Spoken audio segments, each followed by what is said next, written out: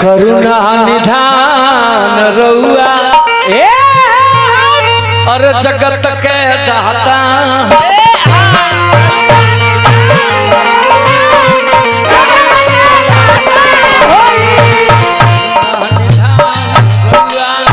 जगत के दाता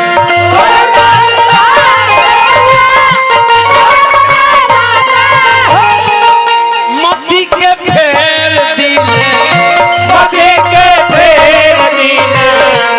मोती के फेर दिले मोती के फेर दिले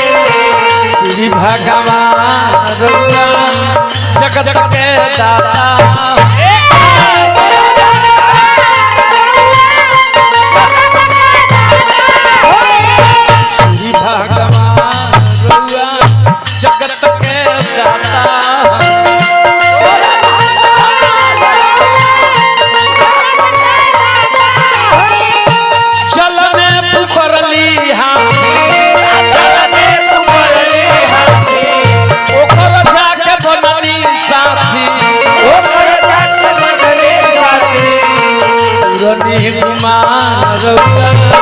जगत के